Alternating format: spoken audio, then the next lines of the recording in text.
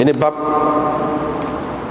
membuat halqah ataupun duduk dalam bulatan pada hari Jumaat sebelum sembahyang, yakni dalam masjid lah. Dengan sanadnya Imam Abu Dawud meriwayatkan daripada Amr bin Shu'aib an abihi an jaddih bahawa Rasulullah sallallahu alaihi wasallam telah melarang daripada membeli dan menjual dalam masjid, dan daripada dicari barang yang hilang di dalamnya. Dan Nabi SAW melarang juga diungkapkan syair di dalam masjid. Nabi SAW melarang juga daripada at-tahalluq, yakni membuat halqah, duduk dalam bulatan sebelum bersembahyang pada hari Jumaat. Ini bab mengambil ataupun membuat mimbar. Dengan sanadnya Imam Abu Dawud meriwayatkan daripada Abu Hazim bin Dinar bahawa ada beberapa orang lelaki pergi kepada Sahal bin Sa'ad As-Sa'idi dalam keadaan mereka telah bertengkar berhubung dengan mimbar. Daripada kayu apakah mimbar masjid Nabi itu dibuat? Maka mereka bertanya Sahal tentangnya. Sahal pun berkata, demi Allah, sesungguhnya aku la a'rifu, memang tahu, benar-benar tahu daripada kayu apakah mimbar itu dibuat. Sesungguhnya aku telah melihat mimbar itu pada hari mula-mula ia diletakkan, dan pada hari mula-mula Rasulullah sallallahu alaihi wasallam duduk di atasnya. Rasulullah sallallahu alaihi wasallam telah menghantar seseorang kepada fulanah, yaitu seorang perempuan. Sahal menyebut nama perempuan itu, yaitu engkau suruhlah, ataupun supaya Nabi suruh, supaya engkau suruhlah hambamu tukang itu, yang pandai bertukang itu, membuatkan untukku a'wadan, yakni mimbar daripada kayu, untuk aku duduk di atasnya apabila aku bercakap dengan orang. Maka perempuan itu menyuruh hambanya membuat mimbar itu. Jadi hamba dia itu pun buatlah menggunakan kayu tarfa al-ghabah, kayu tarfa dalam hutan, tidak jauh daripada Madinah. Kemudian dia pun membawa mimbar itu, bawa mari. Perempuan tadi pun menghantar orang kepada Rasulullah sallallahu alaihi wasallam menceritakan kepada baginda bahawa sudah siaplah. Nabi sallallahu alaihi wasallam pun memerintahkan supaya dibawa mimbar itu, dan ia diletakkan di sini. Kata Sahal, aku melihat Rasulullah sallallahu alaihi wasallam bersembahyang di atasnya dengan bertakbir, kemudian rukuk, dalam keadaan baginda berada di atas mimbar itu. Kemudian Nabi sallallahu alaihi wasallam turun dengan mundur ke belakang, lalu bersujud di pangkal ataupun dekat, yakni kepala dia tu sampai dekat kaki mimbar itu. Kemudian Nabi sallallahu alaihi wasallam melakukan pula seperti itu. Apabila selesai bersembahyang, Nabi sallallahu alaihi wasallam berpaling menghadap kepada orang, lalu bersabda, wahai orang ramai, wahai sahabat-sahabatku, sebenarnya aku buat begini supaya kamu mengikut aku, dan supaya kamu mengetahui sembahyangku. Dengan sanadnya Imam Abu Dawud meriwayatkan daripada Ibnu Umar bahawa Nabi sallallahu alaihi wasallam apabila telah berumur, telah tua, Tamim Ad-Dari berkata kepadanya, mahu tak aku buatkan untukmu satu mimbar, wahai Rasulullah, yang dapat menampung tulang-tulangmu, yakni dirimu. Nabi SAW menjawab, boleh juga. Fattakhadha lahu mimbaran mirqatain. Maka dia pun membuat untuk Nabi satu mimbar yang terdiri daripada 2 anak tangga. Bab mawdi'il mimbar, ini bab tempat duduk ataupun tempat diletakkan mimbar. Mimbar tadi diriwayatkan daripada Salamah bin Al-Aqwa' radhiyallahu anhu, beliau berkata, jarak di antara mimbar Rasulullah dengan haid, dengan dinding masjid itu, bahagian ke arah kiblat tu, bahagian menghadap kiblat tu, kaqadri mamarri sya, iaitu kadar boleh lalu kambing ataupun biri-biri. Celah tu sempit je. Babus salati yaumal jumu'ah qabla az-zawal. Ini bab bersembahyang pada hari Jumaat, yang ini bersembahyang Jumaat lah, pada hari Jumaat sebelum tergelincir matahari. Dengan sanadnya Imam Abu Daud meriwayatkan daripada Abi Qatadah daripada Nabi SAW bahawa baginda tidak suka bersembahyang pada waktu tengah hari kecuali pada hari Jumaat. Dan baginda bersabda, sesungguhnya neraka dipanaskan, dinyalakan, yang dipanaskan kecuali pada hari Jumaat. Abu Daud berkata hadis ini mursal. Mujahid lebih tua daripada Abil Khalil, dan Abul Khalil tidak pernah mendengar apa-apa hadis daripada Abi Qatadah. Ini bab tentang waktu Jumaat. Dengan sanadnya Imam Abu Daud meriwayatkan daripada Anas bin Malik, beliau berkata Rasulullah SAW selalu bersembahyang Jumaat apabila matahari telah tergelincir. Dengan sanadnya Imam Abu Daud meriwayatkan daripada Salamah bin Al-Aqwa' lagi, beliau berkata, kami selalu bersembahyang bersama Rasulullah SAW Jumaat, kemudian kami selesai mengerjakan sembahyang itu dalam keadaan dinding-dinding rumah tidak lagi mempunyai bayangnya. Diriwayatkan daripada Sahal bin Sa'ad, beliau berkata, kami selalu tidur ataupun berehat pada waktu tengah hari dan makan pagi selepas Jumaat. Selepas Jumaat, yakni pada hari Jumaat. Itulah beberapa bab kita baca malam ni. Masih lagi berkenaan dengan cerita Jumaat ni.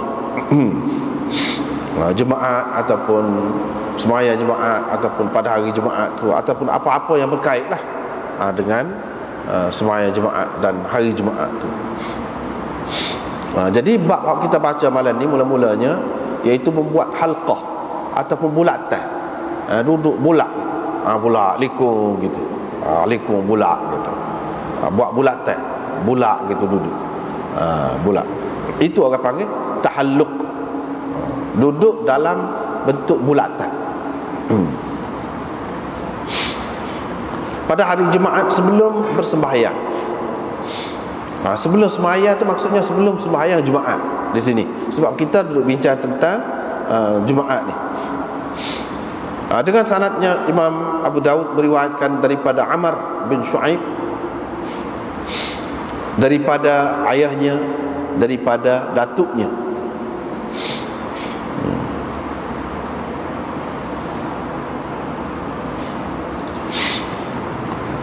Sesungguhnya Rasulullah SAW, seperti kita terjemah tadi lah, larang.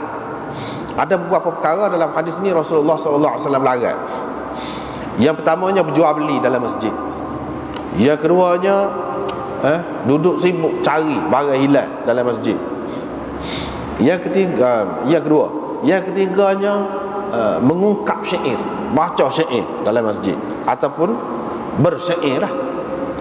Insyad ini asal maknanya syair orang lain, kita baca. Tapi kalau syair sendiri pun serupa lah juga. Maknanya itu yang ketiga. Dan yang keempatnya dia larang daripada duduk dalam bentuk bulak-bulak gitu, dalam halqah gitu, pada hari Jumaat sebelum bersembahyang. sebelum sembahyang pada hari Jumaat. Di sini ada beberapa perkara.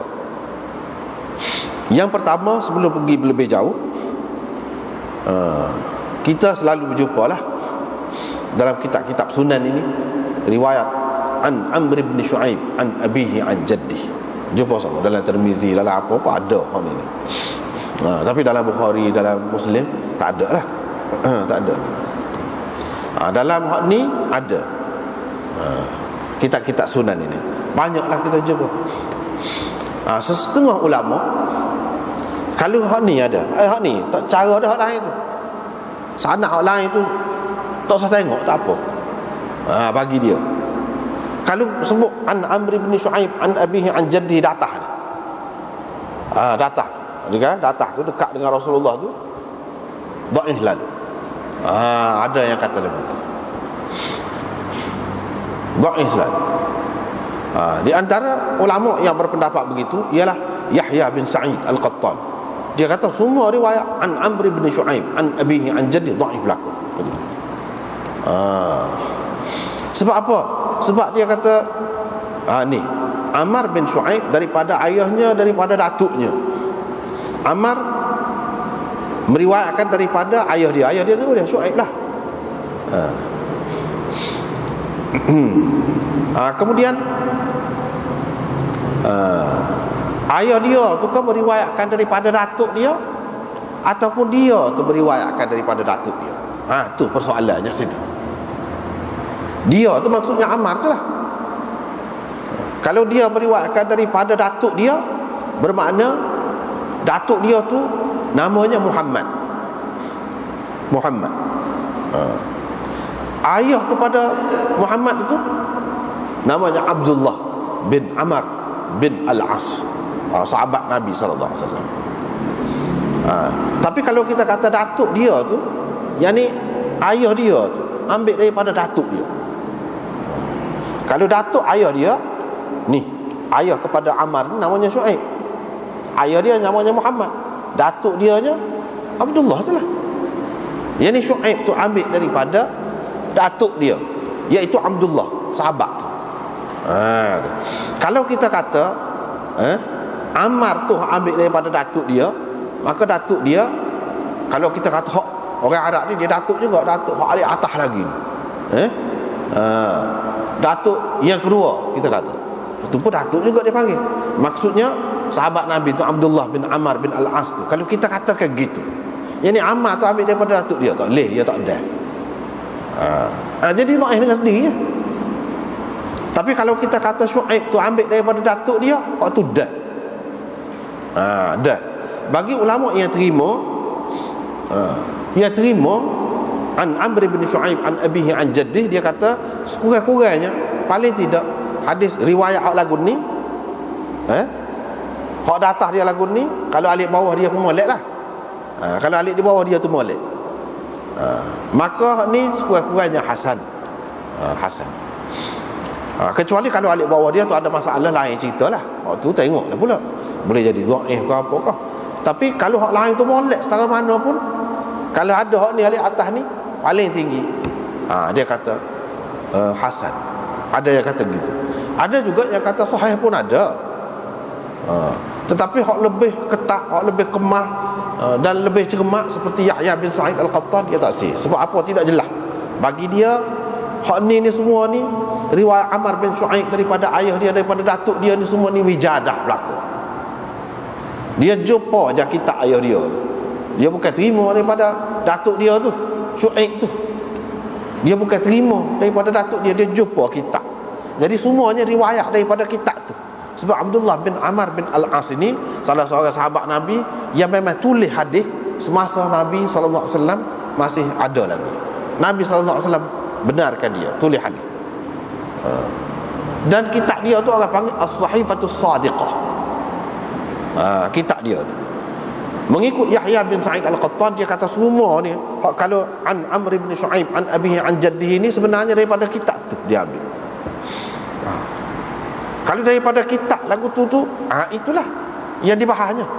Tak tahu lagi, boleh jadi ada tokok tambah ke pula, boleh jadi anak pada Abdullah tu Muhammad tu, dia ada tambah ke, dia baiki ke, dia lagu mana ke, boleh jadi.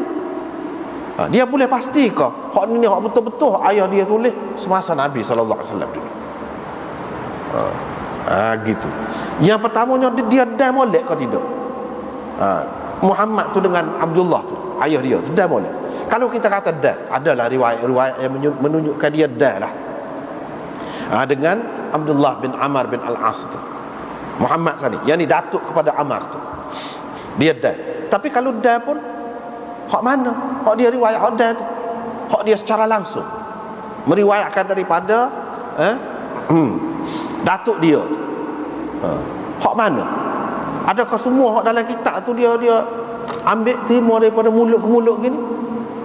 Kalau tidak, mengikut setengah ulama, dia tak sah.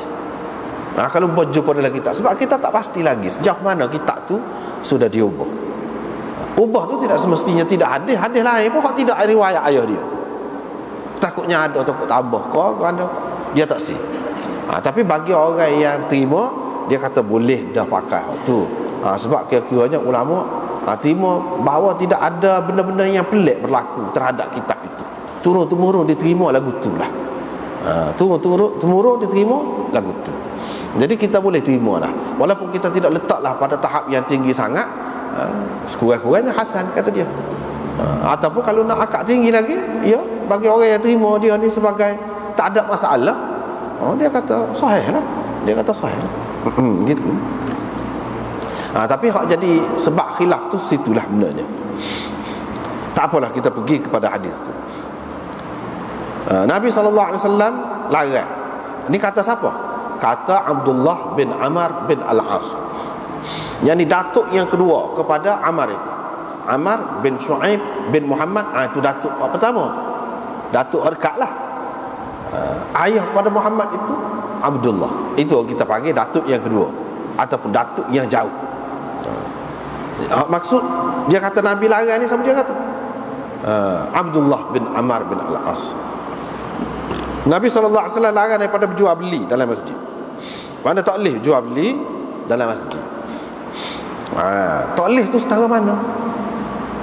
Tak boleh tu setara mana? Ada khilaf di antara ulama. Kebanyakan ulama mengatakan tak boleh. Larangan di sini, nahi di sini ialah nahi tanzihi. Mana lebih molek, lebih bersih, lebih sesuai. Mana kalau kita tidak buat kerjaan lagu tu. Bukan makna kalau jual dalam masjid tak sah, kalau akad dia tak jadi. Bukan makna lagu tu, bukan makna haram, tak sampai ke peringkat tu lah. Dia kata gitu. Walaupun larang, ini menunjukkan tidak semua larangan Nabi SAW tu bermakna haram. Tidak semua hak Nabi SAW larang tu bermakna haram. Ada kalanya dia bermakna makruh gitu. Macam di sini makruh tanzihi. Jadi ini kebanyakan ulama katakan begitulah. Dalam keadaan lagu mana jual beli itu tidak menjadi satu tempat yang khusus pula dan jadi umum pula. Kalau lagu tu boleh bawa kepada haram. Boleh bawa kepada haram. Kalau tidak sampai gitu, misalnya akad saja, barang itu tak ada situ, ataupun tidaklah ada satu tempat yang khusus, yang tetap, dan tidak pula ramai buat lagu tu, jarang-jarang je. Lagu tu tak apa. Misalnya kita kata ini nak mengajar kitab ni, lepas pada tu kitab tu dia edar dalam masjid tu lah, dijual dalam masjid gitulah. Bukan semua. Pada ketika tu mudah, takkan nak terbit masjid, susah jadinya. Kan lagu tu tak apa. Tapi kalau cara buka gerai, buat jual nasi pelaut, tu tak boleh. Tak boleh kalau lagu tu. Apa lagi jadi gegar, jadi cemar, jadi gapo, itu tak boleh. Tapi kalau terpelihara, misalnya kita kata kita nak mengajar, dibawa oleh seseorang, lalu diedarkan, dia dibagi duit kepada dia situ, sekadar tu tak apa. Bukan sebagai suatu tempat yang tetap sama-sama dan ramai duduk jual, buka gerai di situ. Tidak lagu tu. Tapi kalau sampai ke peringkat jadi umum dan jadi gegar, tidak sesuai dengan masjid, maka tak boleh. Boleh jadi haram. Tapi kalau sekadar gitu je, paling tinggi dia makruh tanzihi, paling tinggi. Dia tidak pergi lebih lagi daripada tu, nak kata haram dak. Paling tinggi tu jelah. Kurang molek sikit. Setengah-setengah ulama mengatakan tak ada, harus. Kalau setengah tu harus, boleh lah. Makna bukan makruh pun, bukan makruh pun.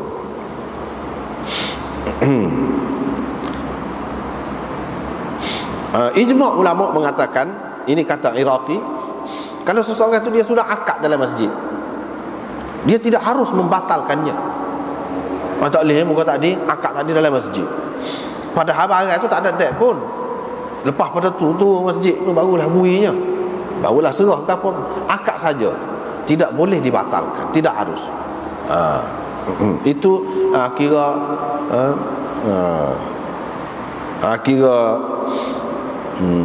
menyusahkan mana-mana pihak lah. Kira menyusahkan mana-mana pihak. Demikian juga kata Al-Mawardi. Sesetengah anak murid Imam Syafi'i berpendapat bahawa tidak makruh berjual beli dalam masjid. Tidak makruh pun. Itu yang kita kata tadi, mana ada keadaan-keadaan. Hak kata makruh tu pun ada keadaan dia. Hak kata tidak makruh tu ada juga keadaannya. Yang ni kalau tidak menjadi kebiasaan, tidak umum sangat, tidak meluas, dan benda yang dijual itu benda yang ringan, dan benda yang bersih, sesuai dengan tempat masjid itu, gitu. Hak tu kalau nak kata tidak makruh pun. Tetapi zahir hadis ini kok mana-mana pun tidak sesuai dengan hak kata tidak makruh. Sebab apa? Sekurang-kurangnya Nabi kalau dia larang ni, maknanya tak molek lah, tak kira lah, orang panggil jual beli lah, apa lah, gitu. Walau bagaimanapun ada khilaf dalam perkara ini. Mengikut anak murid Imam Abu Hanifah pula, dia kata kena tengok benda tu jadi meluas ke jual beli tu ataupun sikit. Kalau jadi meluas dah ramai, itu makruh. Kalau tidak, tidak makruh. Gitu. Itu dalam mazhab Hanafi gitu.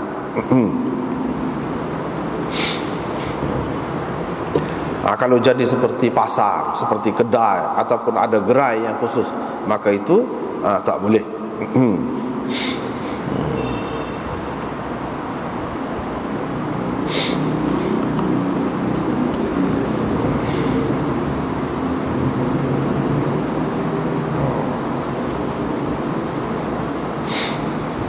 Kemudian Ibnu Hajar mengatakan makruh juga duduk dalam masjid tu untuk sesuatu pekerjaan. Dia buat kerja, hak dia mahir lah, dia mahir suatu, ada kepandaian dia lah, duduk buat tu dalam masjid. Hak tu makruh juga. Dia duduk jahit misalnya, duduk ngait kau dalam masjid. Kalau orang perempuan kita kata ngait, itu kemahiran dia, kepandaian dia.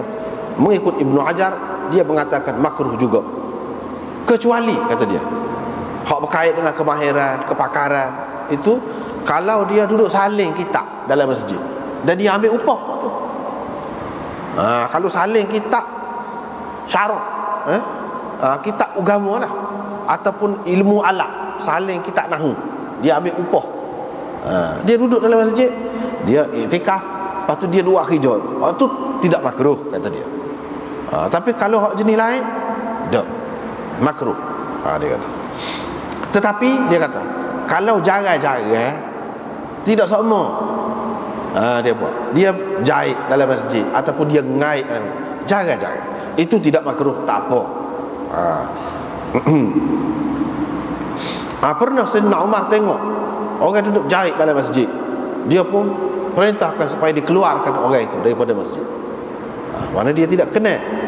Orang pun kata, wahai Amirul Mukminin, dia duduk rajin nyapu masjid, dia je tutup pintu masjid. Jadi hak ni makna tidaklah kata dia ni cara semata-mata jahit ni. Umar kata, aku telah mendengar Rasulullah sallallahu alaihi wasallam bersabda, jannibu sunna'akum masajidakum. Kamu kena buat jauh, keluarkan tukang-tukang kamu daripada masjid-masjid. Hadis ini diriwayatkan oleh Abdul Haq, tetapi dhaif. Hadis ini dhaif. Maknanya orang yang kata tak jadi masalah kalau jaga-jaga tu, ada hak ni cerita Sayyidina Umar tadi oleh kerana dhaif, tak kemah lah, tak kemah. Cumanya moleklah kalau tidak buat benda-benda yang seumpama itu. Jadi satu kerja dia, memang dia kerja dia buat tu, dia tidak sewa mana-mana kedai, pakai pergi duduk masjid buat. Jadi satu kerja hak tu, kerja tetap dia tu, hak tu makruh. Tetapi tidak haram juga. Tidak haram juga. Kalau dia misalnya tak ada tempat lain, situlah tempat dia berasa leganya. Lepas tu belah-belah dia boleh iktikaf. Tempat itu sunyi dan tidak mengganggu orang. Misalnya kita kata dia duduk mengair, walaupun dia nak cari piti, dengan maksud nak cari piti, itu tidak makruh. Itu berkait dengan kerja lah, berkait dengan kerja. Dan dengan maksud apabila siap tu nak jual lah benda tu, dengan maksud tu lah. Hak semoleknya tidak dibuat lah, sebab takut masuk dalam makruh tu, dan takut terbawa kepada hak haram lagi. Orang lain tengok, dia pun nak buat lagu tu. Hak ni pula tengok, dia pun nak buat lagu lain pula. Hak dia pula, lama-lama jadi banyak. Takut tidak terkawal lah. Tapi kalau dalam keadaan terkawal, insya-Allah tak apalah, tak ada masalah. Yang keduanya, iaitu dicari barang hilang. Dicari barang hilang. Itu tidak sesuai. Dhalah di sini maknanya dari segi makna asal dia binatang hak hilang. Itu dhalah tu. Kalau barang tercicip, dia tidak panggil dhalah tu, dia panggil luqatah. Barang tercicip, barang hak hilang. Ni dhalah ni binatang yang hilang. Ada juga ulama yang mengatakan walaupun makna asal dia begitu, tapi di sini bukan khusus dengan binatang yang hilang, apa-apa sajalah yang hilang. Dia pergi duduk cari dalam masjid. Sebab apa? Sebab benda-benda yang hilang itu tidak sesuai dicari dalam masjid. Kalau kita kata unta hilang, kuda hilang, cari tempat lain lah, bukan tempat dia sini. Buat gegar aja. Lepas tu duduk meraung sana meraung sini. Hal tu tidak sesuai nak cari, bukan tempat dia. Bukan tempat dia. Tapi kalau kebetulan lah kita kata memang binatang dia hak hilang tu pergi dalam masjid, tak apa dia pergi ambil, bukan makna tak boleh. Sini hak nak jaga sebenarnya takut jadi geger. Takut jadi geger. Tidak semesti hak nak jadi geger ni kerana cari barang yang hilang, tak mesti. Setengah-setengah tu kalau alik kampung lah kita kata, alik kampung masjid, dia tidak berapa reti adab masjid tu. Gegar cakap kubah dia lah, lembu dia lah, tu pun termasuk, bukan makna cari, tidak cari, tapi doa ya kubah dia, lembu dia, orang nak sikit-sikit beri sikit ribu. Hak kita gini kata dia, hak kita 3,000, hak ni kata kita 2,000. Tak ada pasal, tu makna tak boleh kecek kosir lah. Cari barang yang hilang tu maksudnya dunia lah, kerana dunia. Tak boleh. Bukan bermakna di sini tidak boleh cari barang yang hilang tu. Kalau barang kita hilang di masjid, tinggal je saat ni pergi ambil air semaya, lepas tu kita tak boleh pergi cari. Tak, bukan makna lagu tu. Dan Tok Bila ke apa Tok Iman ke apa tak boleh royak kat orang, sebab takut masuk dalam hadis ni. Tidak makna begitu. Kalau ada barang hilang, orang bawa pergi kepada Tok Iman ataupun kepada Tok Bila, Tok Siak atau siapa ke, tak kira lah, dia boleh royak tu. Beberapa kali royak ada siapa-siapa barang hilang, itu tidak termasuk dalam hal ni. Hal ni maksud sebenarnya takut geger. Takut geger. Anak jaga biar terkawal. Dan kalau kita barang hilang, hilang handphone ke, hilang tinggal lah jam ke, kita boleh pergi cari, bukan makna tak boleh cari dalam masjid. Kalau memang kita tinggal barang dalam masjid, kita boleh pergi cari, pergi ambil. Hak ni maksudnya insya' ni makna derah suara, angkat suara kerana nak cari. Hak sebenarnya nak, hadis ini nak mengajar kita adab berada dalam masjid. iaitu tidak kita mengeraskan suara untuk sesuatu yang tidak sesuai dengan masjid lah. Itu maksud dia. Hak lain-lain pun serupa tu juga, bukan barang yang ilah saja. Sebab itulah ulama-ulama kata termasuk juga dalam larangan hak ni akak suara dalam masjid, nak berjual beli, sewa menyewa, nak mengadakan akad itu akad ini, derah dalam masjid, itu tidak sesuai. Bahkan Imam Malik dan sekumpulan ulama mengatakan makruh mengangkat suara dalam masjid, nak mengajar dan lain-lain pun makruh. Itu mana dalam keadaan masa sembahyang, pada ketika orang duduk sembahyang. Kalau tidak gitu tak apa, dia sendiri pun mengajar dalam masjid juga. Abu Hanifah dan Muhammad bin Maslamah, ini di antara anak buah Imam Malik, dia kata tak apa, kalau dalam masjid ni kalau mengajar derah tak apa. Begitu juga kalau ada apa-apa kes lah, kes itu makna orang nak tanya tu imam jadi derah suara sikit, tak apa kata dia. Sebab itu memang tempat perhimpunan orang. Kalau derah sikit benda-benda yang perlu, yang tidak bercanggah dengan masjid tu, tak apa. Sebab pernah berlaku kepada Nabi SAW sendiri pun, orang yang minta utang derah, dia tidak itu, cuma dia selesaikan. Lepas pada tu diungkapkan syair dalam masjid, itu pun dilarang juga. Yang ketiga, hak ni derah lah, derah. Apabila baca dalam masjid tu, hak ni pun sedap. Lagu tu tak boleh. Sebab apa? Tidak sesuai dengan masjid. Syair itu tidak sesuai. Takut-takut jadi lagu mana? Hak asalnya masjid ni iaitu untuk sembahyang, untuk Quran, untuk agama lah, agama. Dia jadi masuk orang luar. Takut jadi hak tu jadi sama juga, tarafnya diletakkan oleh orang, dan orang berasa hebat juga. Jadi hilang kehebatan Quran dan hadis itu. Itu maksudnya.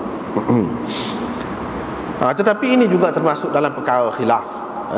Hak kata tak boleh syair ni, syair lagu mana? Pula khilaf.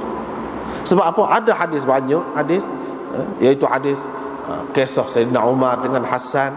Dia marah pada Hasan duduk syair dalam masjid. Hasan pun kata, Nabi buat membah khusuku untuk aku, syair dalam masjid ini. Begitu juga Jabir bin Samurah, dia kata aku pernah duduk sekali dengan Nabi SAW. Lepas pada tu sahabat-sahabat duduk bincang syair-syair jahiliah, cerita-cerita jahiliah. Kadang-kadang Nabi tersenyum saja, kata dia. Mana Nabi tak marah? Nabi tak marah pun. Bahkan dia kata keadaan yang seperti itu, kata dia, aku menyaksikan lebih 100 kali, kata dia, keadaan lagu tu. Dan ini diriwayatkan oleh Imam Ahmad dan Tirmizi mengatakan sahih hadis itu. Jadi bercanggah hak ni dengan hak ni.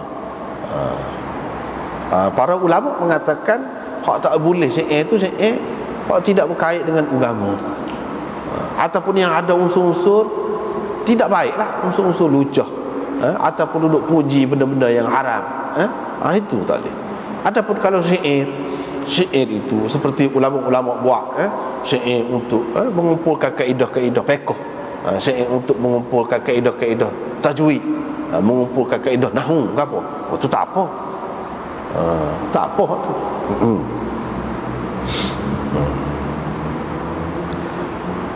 Ataupun mereka mengatakan hak hadis hak kata larang tu maksudnya makruh saja. Dan hak hadis hak menunjukkan boleh tu mana harus. Bukan makna lebih molek buat dalam masjid, cuma boleh dalam masjid sekiranya tidak bercanggah dengan kesucian masjid itulah. Dia ada yang mengatakan begitu.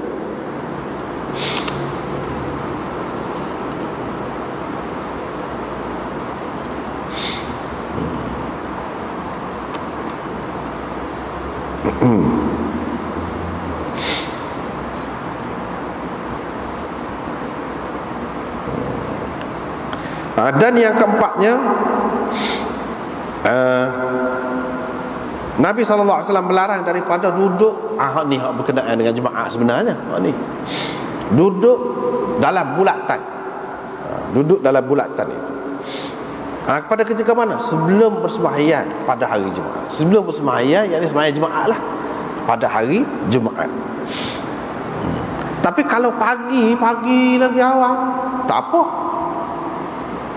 Bukan makna duduk bulat lagu tu tak boleh. Bahkan dalam hadis ada disebutkan Nabi SAW katakan 3 orang hak mari tu, Nabi SAW duduk dalam halqah lah, bulat tu. Hak satu orang tu dia mari, dia tengok ada kosong depan, dia mari lewat, ada kosong depan, dia pun pergi duduk tempat kosong dalam halqah. Mana ada halqah. Hak seorang lagi dah muka dia mari lewat, orang pun ramai, dia malah nak redah pergi ke depan tu, dia pakai duduk di belakang.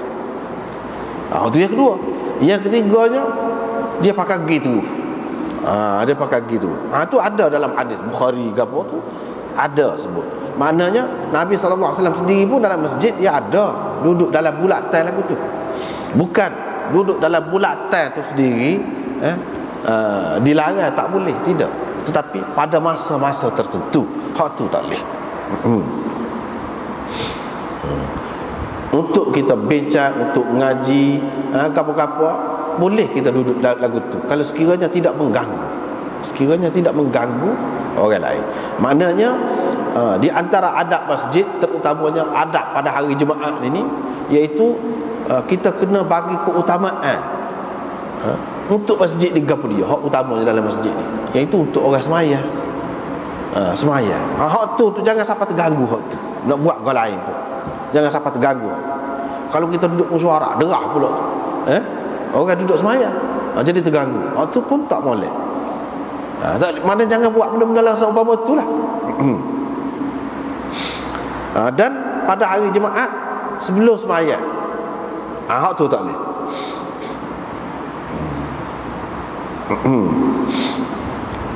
Itu tak boleh. Ataupun buat halqah, ataupun tidak buat halqah. Kalau nak bincang masalah dunia, hak tak ada kena mengena dengan agama. Kalau nak perang dengan orang kafir, bincang, itu bukan dunia tu. Bukan dunia, hak tu agama. Hak tu maksud dunia tu semata-mata dunia lah, tak ada kena mengena dengan agama tu. Hak tu hak tak boleh. Itu memang tidak harus, tak kira lah dalam halqah ke tidak halqah ke, tak boleh berlaku hak tu. Tidak nanti halqah.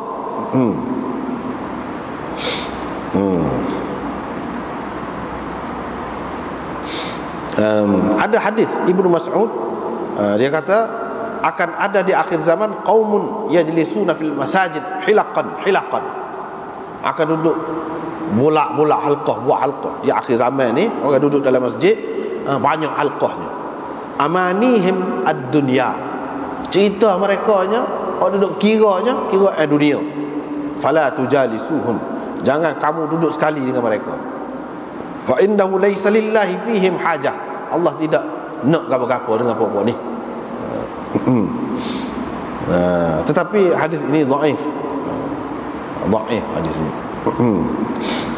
Jadi tidak sampai hadis ni lah, hadis lain banyak lagi, hadis lain memang tak boleh lah. Kalau cerita pasal dunia ni dalam masjid, tak kira dalam bentuk halqah ke tidak dalam bentuk halqah ke, memang tak boleh.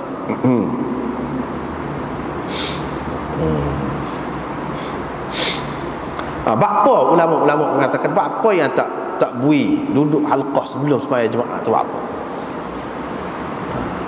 Antara lain mereka menyebutkan iaitu cara duduk seperti itu tu bercanggah dengan cara duduk orang nak sembahyang. Jadi kalau orang mari nak sembahyang tu boleh jadi, kalau kita kata duduk depan, bahagian depan, bahagian sah pertama, sah kedua, dia duduk situ. Orang nak mari sembahyang tu payah. Tak kena duduk tengah pula tak. Tak sesuai. Jadi menyusahkan orang. Cara duduk tu bukan cara nak sembahyang. Bukan bermakna tak boleh. Kalau kita pergi awal duduk dalam masjid tu, kita duduk panjang buat sah begitu tu tak apa tu. Tu sesuai dengan keadaan orang yang nak sembahyang. Hak tak bolehnya duduk dalam keadaan tu yang mengganggu orang yang nak sembahyang. Itu yang pertama. Yang kedua, kerana perhimpunan yang seperti ini, cara duduk yang seperti itu boleh menghalang daripada mendengar khutbah. Boleh menghalang daripada mendengar khutbah, yang mana khutbah itu sangat-sangat ditekankan, supaya diberi perhatian. Dan cara duduk yang seumpama itu nampak jenis tak endah lah, tak endah kepada khutbah tu. Hak cara apa dibagi perhatian lah ke mana? Cara duduk menghadap kiblat. Barulah tengok kepada khatib ataupun tu imam tu, itulah baru sesuai. Tapi kalau cara duduk lagu ni maknanya jenis tak endah, dia tak kisah. Jenis tak kisah. Sebab itu tidak sesuai. Itu dua. Yang ketiganya, ulama mengatakan ilat, sebab dilarang duduk dalam bentuk bulatan begitu dalam masjid ini sebelum sembahyang Jumaat ini, ialah kerana Rasulullah sallallahu alaihi wasallam bersabda, la minan munakhuman sabaq. Tidak, Nabi kata, Mina tu lah tempat orang pergi buat haji tu, adalah tempat singgah, tempat orang dudukkan unta dia. Orang mana pergi dulu, dia lah boleh duduk tempat molek. Siapa dia pergi dulu, dia lebih berhak. Sepatu juga masjid ini, masjid ni siapa dia pergi dulu, dia berhak duduk dalam saf yang pertama. Dan begitulah seterusnya. Tidak ada hak siapa-siapa. Tapi kalau orang dia duduk dalam bentuk bulatan begitu, dia mari awal, jadi dia tak boleh duduk depan. Kenapa? Kerana ada gangguan sana. Sebab itu dilarang. Sebab digalakkan pada hari Jumaat ni, kalau sebaik-baiknya pergi awal. Pergi awal tu untuk duduk saf awal tu. Untuk duduk saf awal tu, siapa dia pergi dulu, dia lah yang berhak. Itu hak dia, tempat dia, jadi gitu. Tapi cara duduk yang seumpama tadi, dia menghalang orang yang berhak daripada mendapat haknya. Lepas tu hak tu pula dalam masjid. Hak tu sebab itulah dilarang. Sebab dia nak duduk tengah tu tidak sesuai. Jadi iti pula orang kata duduk tengah tu tak sesuai. Sebab dengan cara duduk gitu menghalang orang-orang daripada mendapat hak masing-masing. Itu sebab dilarang.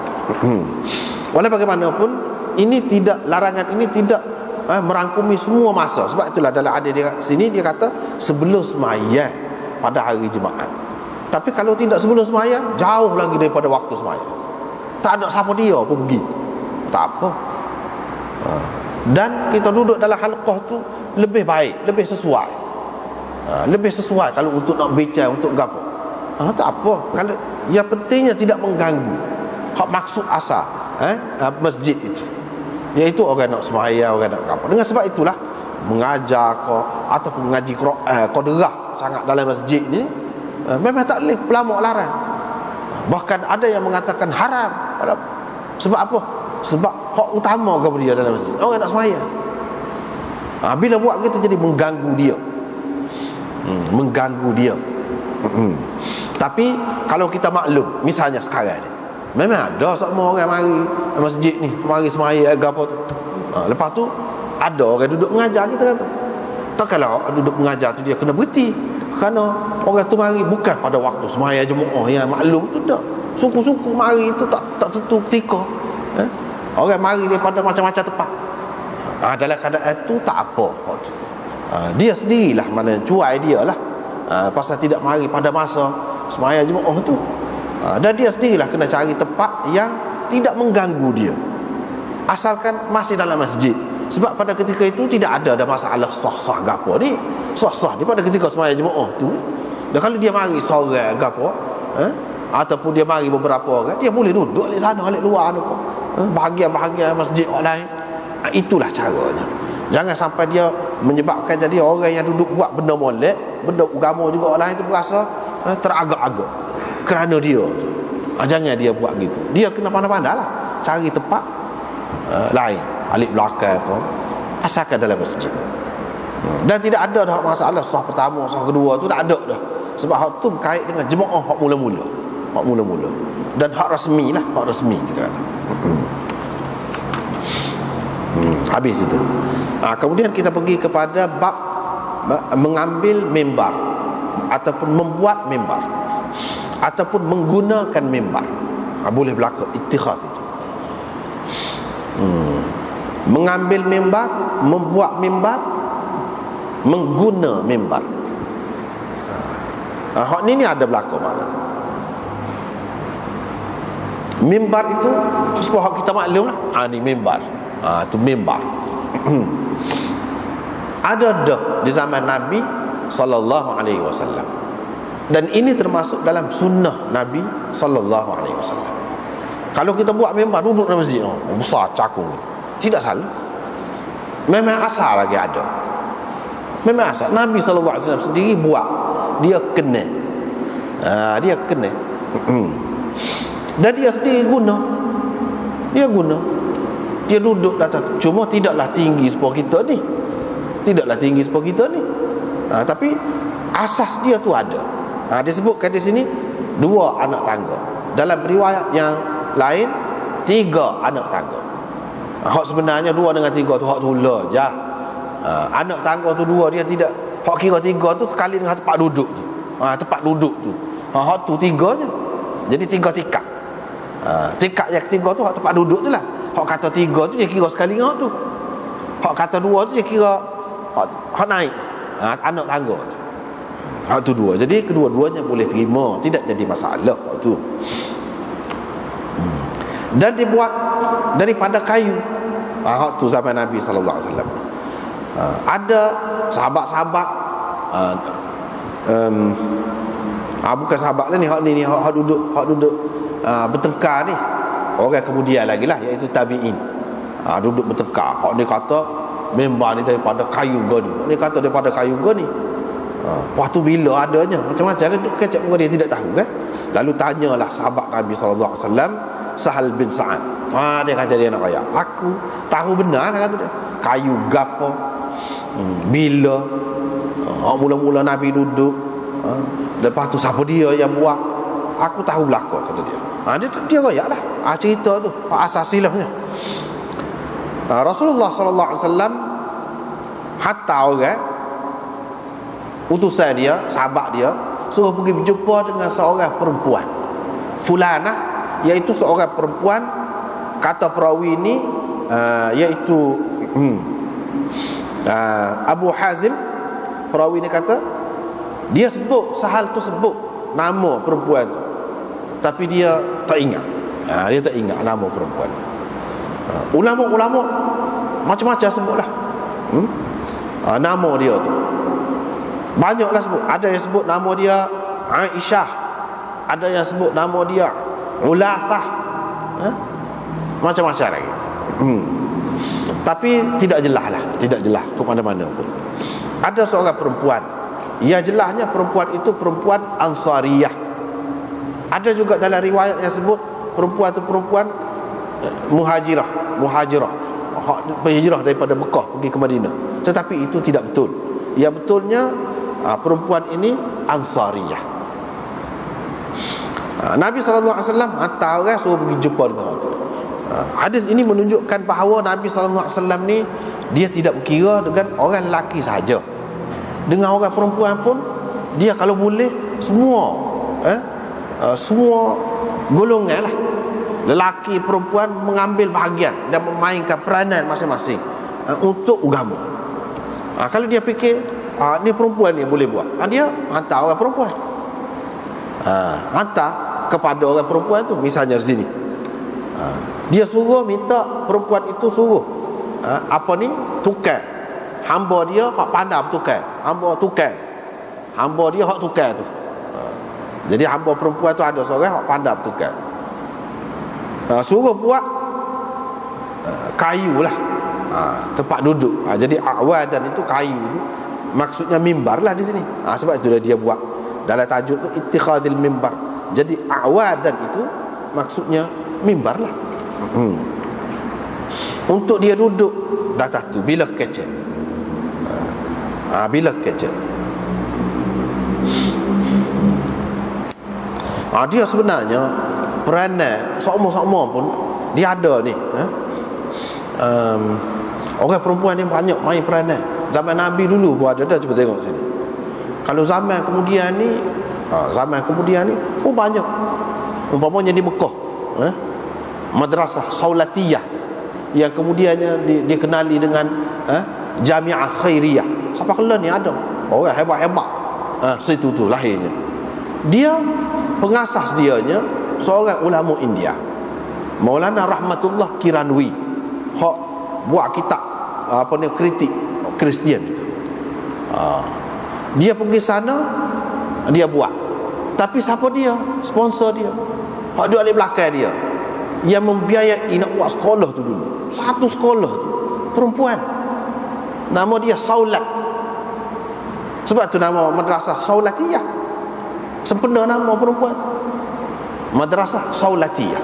Ramai lahir ulama-ulama daripada situ. Siapa kena ni terkini ni ada Syarah Nasai, dibuat oleh ulama situlah, ulama daripada Habsyah, Ethiopia. Syarah Nasai, Zakhiratul Uqba, 40 jilid dia buat Syarah Nasai. Situ sekolah tu. Juga kita kira dari segi agama cerita dalam hadis ni, siapa pahala semua pada Tuhan asal.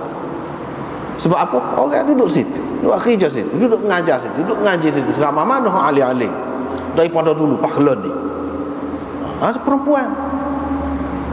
Perempuan. Ramai peranan perempuan ni. Sebenarnya dalam sejarah Islam. Sebab kalau kita tengok tak pelik. Sebab apa? Ni cuba kita tengok. Nabi SAW sendiri pun dia, kalau perempuan tu dia ada sesuatu, dia minta. Tidak kata perempuan ni tak ada urusan. Tidak gitu. Tujuan Nabi SAW nak surat mimbar tu, dia nak kecek. Bermakna untuk kita nak kecek ni, kalaulah duduk bawah tu jadi tak nampak sebab lama, maka boleh duduk di tempat yang tinggi, dan itu tidak termasuk di dalam bab sombong untuk membesarkan diri ke apa tidak. Tak termasuk dalam itu. Tujuannya nak suruh nampak lah, nak suruh nampak. Dan Nabi SAW dia nak suruh nampak ni, dia bukan sekadar nak mengajar gitu saja. Ibadat ke apa pun dia nak tunjuk, biar nampak berlaku. Dia pun bila suruh tu buatlah. Buat tu daripada kayu, namanya kayu tarfa. Lepas tu bila siap, perempuan tadi pun hantarlah orang rayak ke Nabi, siap dah. Lepas tu Nabi SAW pun suruh lah, mari lah. Mari. Lepas tu letak sini lah, kata saat. Dia kata letak sini. Sebab sebelum pada tu Nabi SAW bila dia nak khutbah, dia nak apa, dia nyandar di pokok kurma. Batai kurma. Hak hidup lagi lah. Dalam masjid tu pokok kurma ada, dia nyandar situ. Lama-lama dia kata dia tak cakap, duduk cacah. Lama-lama tu dia kata dia kalau boleh buat gini ni. Lepas pada tu kan ditebal di pokok tu. Di situ kan bila Nabi tinggalkan, sebelum pada tebal tu Nabi SAW tinggal tempat tu kan, situ bunyi jerit tu. Pokok kurma jerit tu. Dan itu sebagai salah satu mukjizat Nabi SAW. Nabi SAW pergi tepuk-tepuk, dia senyap. Tu cerita. Lepas pada tu dia duduk di atas mimbar. Aku tengok Rasulullah SAW sembahyang. Jadi dia mimbar itu bukan dia duduk untuk bercakap saja, berucap saja, tidak. Dia sembahyang pun dah tu juga. Pelik juga cara Nabi SAW. Pelik. Kalau kita mungkin tak buat lagu tu kita, dan mungkin tak perlu pun buat lagu tu. Mungkin tak perlu. Ada juga orang kadang-kadang tak perlu pun dia nak tunjuk Nabi pernah buat lagu tu, padahal tak ada apa-apa keperluan pun. Kalau buat lagu tu pada royak jelah, tak payah buat. Tak payah buat lagu tu. Jadi ada juga sunnah yang Nabi buat, tapi tidaklah kata molek kita buat lagu tu sekiranya tidak ada keperluan semasa kita tu, walaupun sunnah. Tidak dikehendaki kita buat. Misalnya hari ni Nabi SAW semayang, misalnya kita kata mimbar ni, duduk gini, dia pun tadi semayang bawah sini, kita kata dia jalan pergi naik, duduk tangga, naik atas tangga, tengah semayang, rokok atas tu juga. Bila dia nak sujud, dia hundur. Dia tidak, dia pun hundur, turun pula dah. Turun pula ni, baru dia sujud. Sujud tu kira-kiranya kepala dia tu dekat dengan kaki anak tangga tu. Situ dia sujud. Lagu tu lah dia buat. Siapakah akhir semaya? Pada tu dia royak. Dia kata sebenarnya aku buat lagu tu supaya kamu boleh tu aku. Jadi nampak dah ramah kan. Apabila dia duduk tempat tinggi lebih nampak.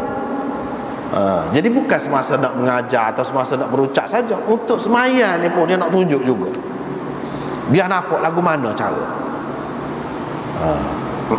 Padahal kita kata kalau tidak tunjuk gitu pun masalah lain boleh tengok juga. Tapi boleh jadi ada pada ketika tu orang-orang yang jarang mari ataupun daripada jauh ke, dah sekadar berjalan lagu tu tidak membatalkan sembahyang. Banyak perkara lah pada ayat ni. Banyak perkara boleh belajar daripada hadis ini.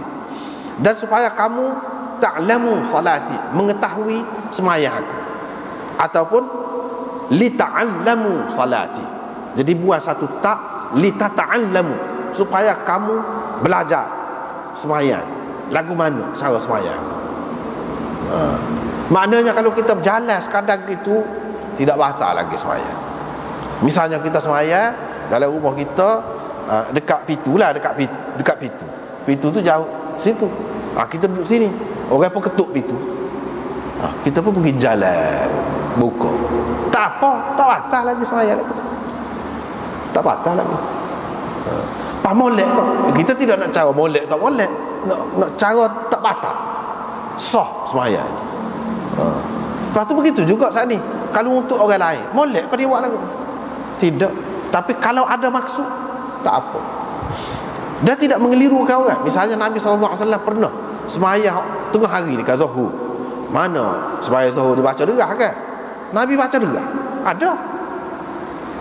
Tapi kita lah ni, dah bukan Nabi pernah baca derah, kita nak baca derah kata. Untuk apa? Dia baca derah tu dia nak suruh orang di belakang dia tahu bahawa yang dibaca ni gapo dia. Yang dibaca tu gapo dia. Tapi tak ada pula siapa dia. Kau ulama kata dah, tengah hari boleh juga sembahyang baca derah. Sebab tadi dia buat tadi ada maksud. Kalau maksud tu sudah orang faham dah, tak perlu lah buat. Walaupun sunnah pun. Lagu tu caranya. Faham sunnah tu, kalau tidak jadi dah Nabi buat gitu, kita nak buat gitu kata. Padahal kita boleh royak. Takut jadi keliru lah. Mungkin orang kata pula ajaran dia sembahyang Zuhur baca derah. Padahal dia pun kata memang ada Nabi kata. Padahal tak ada seorang pun ulama kata lagu tu tengah hari kat sembahyang baca Quran. Kalau Nabi buat gitu tu ada ketika. Dan itu untuk mengajar orang alik belakang. Dia baca gap. Takut-takut orang kata, mungkin orang terfikir takutnya baca gap lain. Tidak Fatihah. Baca gap lain. Tidak. Kayaknya baca Fatihah, baca Quran juga. Tengah hari itu pun serupa dengan hak baca derah tu. Dan hak lagu ni kita tak perlu ikut. Tidak perlu ikut. Bahkan tak molek. Kalau saja-saja kita buat, tak molek. Dalam keadaan orang sudah tahu dah, dan kita boleh hajar orang tu dengan cara gini, boleh royak. Bahkan kalau kita buat gitu jadi lagi mengelirukan orang, maka tak molek lah. Walaupun ada sunnah. Jadi tidak semestinya sunnah ni Nabi buat maka molek selalu kita buat berlaku. Tak, tidak lagu tu. Supaya juga nak sani maya naik atas tangga mimbar tu. Tu tak molek kita buat. Walaupun sunnah. Sebab apa? Kita boleh hajar. Beza dengan Nabi. Nabi lagu lain, dia lagu lain. Kalau kita tak ada kelebihan kalau buat lagu tu. Cumanya mungkinlah kalau anak-anak murid kita, kita nak ajar, nak royak kepada dia bahawa pernah Nabi buat lagu tu. Saya buat lagu saat ni tak pelik, pernah Nabi buat. Sekadar tu dah. Bukan nak buat amalan sama-sama dah. Sekadar nak bagi tahu kalau buat lagu tu sah sembahyang, tidak batal sembahyang. Gitu. Kalau sekadar tu tak apa. Tapi nak buat satu amalan tetap, tidak, bukan cara dia. Sebab Nabi buat tu ada maksud.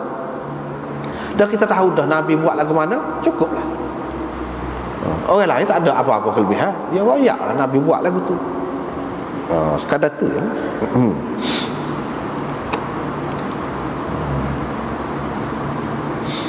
Dalam periwayatan Ibnu Umar selepas ni, bila Nabi sallallahu alaihi wasallam badana, ada yang baca badana, ada yang baca baduna, tetapi hak lebih banyaknya badana.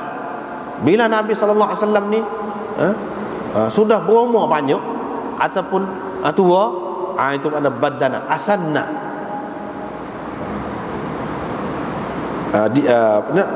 Tamim Ad-Dari pun kata kepada dia, nak kau tidak wahai Rasulullah, kalau saya buat mimbar, saya buat mimbar.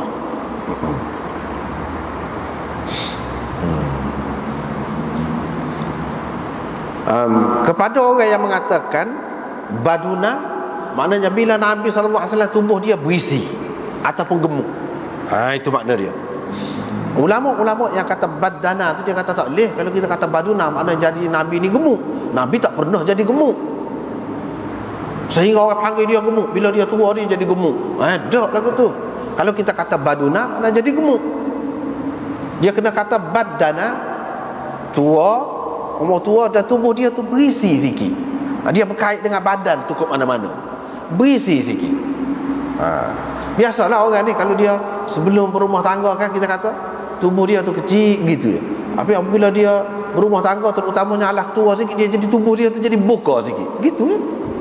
Hak ni pun setara tu, bukan gemuk. Nabi SAW tak pernah jadi gemuk, tak pernah. Tak pernah. Bahkan di sini maksudnya apabila dia berumur banyak, dan tubuh dia berisi sikit, gitu, setara tu.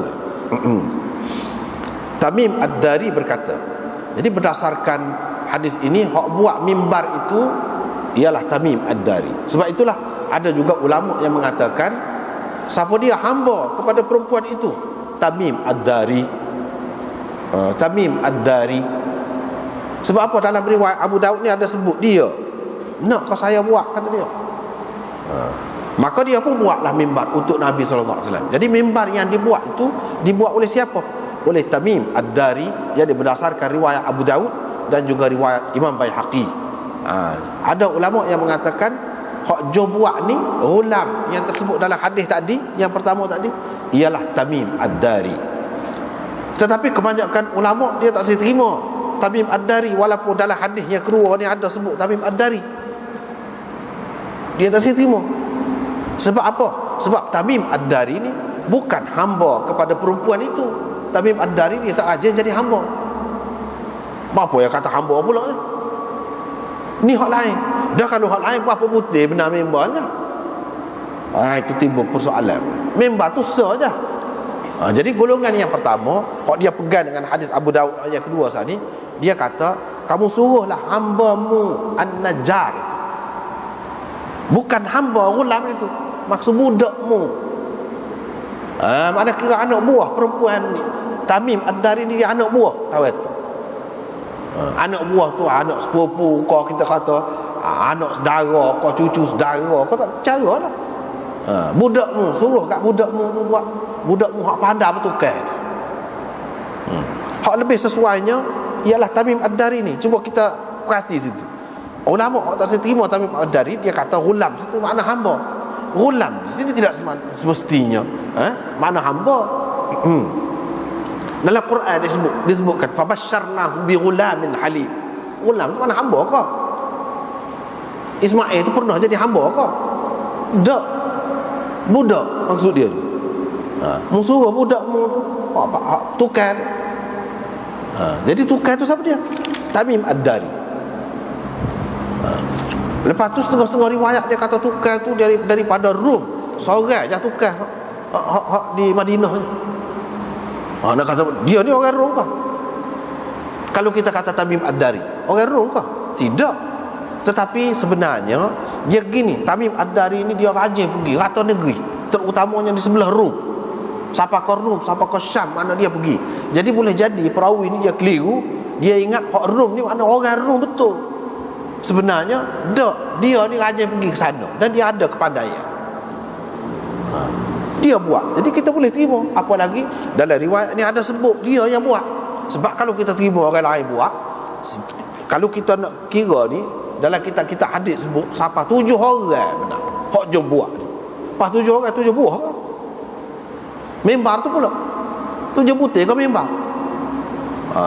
Ulama orang tak seterima Tamim Ad-Dari. Ada yang mengatakan hak je buat tu nama dia Maimun. Maimun. Kalau kita ni Maimun orang Tina dah. Ada Maimun jatah. Maimun jatah. Maimun. Ada yang mengatakan nama dia tu Bakum. Bakum. Macam-macam lah pendapat. Tetapi kita duduk nampak di sini ni, hak lebih kuatnya Tamim Ad-Dari tu. Hak lebih kuat Tamim Ad-Dari. Tidak salah kalau kita kata tu, sebab dalam riwayat yang kedua ni ada. Dan kalau nampak bercanggah dengan riwayat yang pertama ni, Ghulam itu masih boleh ditakwil. Masih boleh ditakwil. Supaya jadi tidak bercanggah tu boleh.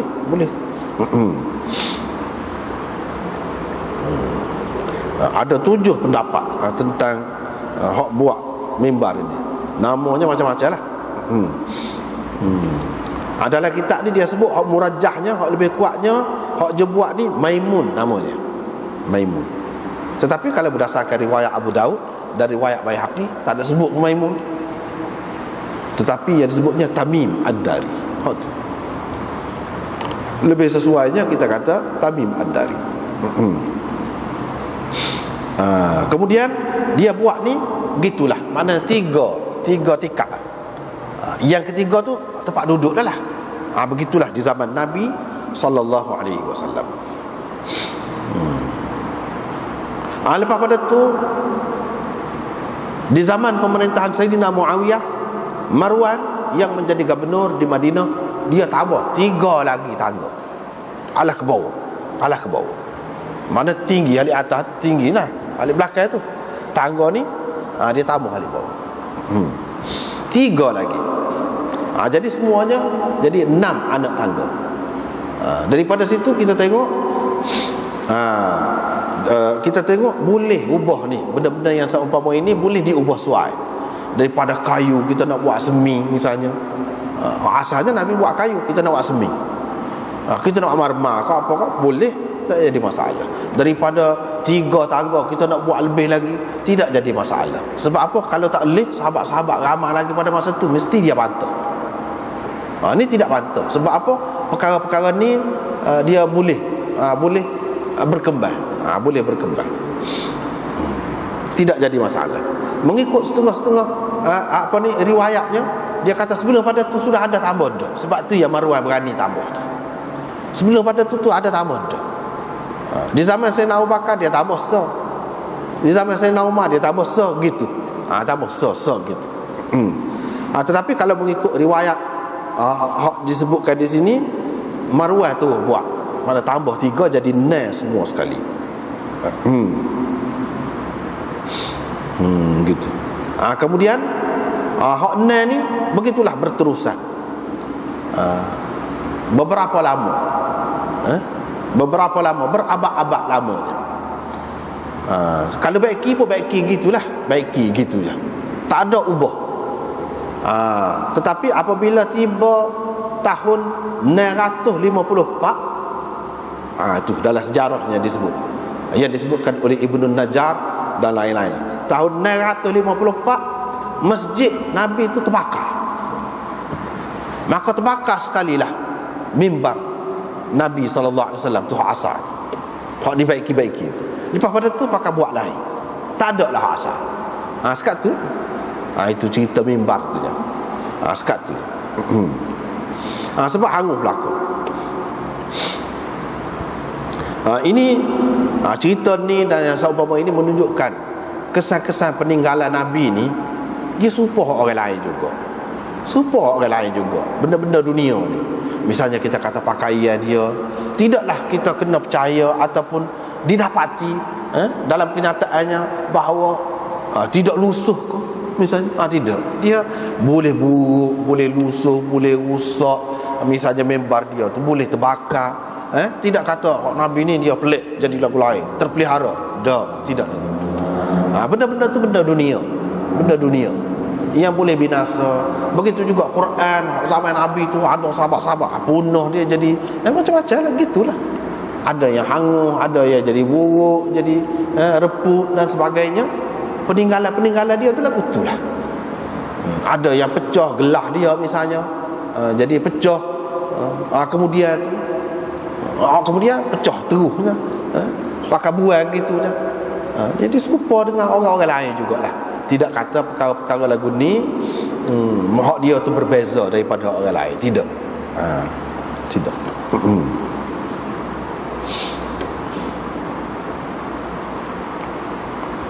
Kemudian bab kedudukan mimbar itu. Kedudukan mimbar mengikut Salamah bin Al-Aqwa. Dia kata hak depan ya. Hak ni kita kata di mimbar ni, ujung dia tu dengan dinding. Ujung tu dengan dinding. Dinding ke arah kiblat. Setara tu je, bukan luas sangat. Maknanya kalau orang nak masuk di kot tu payah, tak muat lah. Kot tu rapat tu, rapat dengan dinding sebelah depan. Rapat tu setara mana? Kalau boleh muat pun kadang biri ataupun kambing yang lalu kot celah tu. Setara tu dah. Dan hak ni semua ni kita tidak perlu terikat. Memanglah berlaku begitu. Tetapi misalnya kita buat sekarang, boleh pergi ke belakang tu, boleh lalu lagi, boleh letak lagi apa-apa. Tak boleh kau buat lagu tu. Dalam hadis ni sebut rapat tu ke dinding tu dekat kadar kambing ataupun biri saja lalu. Tak, kita tidak terikat dengan benda-benda yang seumpama ini. Sebab itulah ulama-ulama faham benda ini tidak terikat. Terikat, tidak terikat. Kalau nak buat dekat pun tak apa. Kalau dekat payah nak pergi mari, nak cuci, nak apa payah juga. Kalau buat jauh seperti hak kebanyakan, tak apa, tak jadi masalah. Kita tidak terikat dengan benda-benda yang seumpama itu. Tidaklah kata dah sunnah Nabi, kita kena buat lagu tu, terikat dengan benda zahir. Tidak lagu tu. Cuma daripada hadis ni kita dapat tahu hak kedudukan, hak asalnya. Adapun kemudian setelah dibaiki masjid gapo gitu gini, tidak jadi lagu tu dah. Tidak jadi lagu tu dah.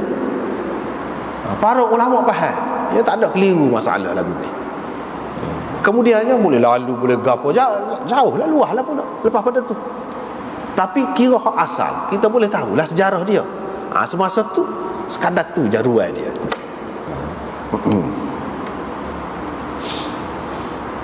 Dia ada benda-benda sejarah ni yang perlu kita kekalkan. Ada manfaat dan faedah dia kalau kita kekalkan. Setengah-setengah tu ada dalam buku saja sudah cukup. Tidak perlu zahirnya kita kekalkan. Tak perlu.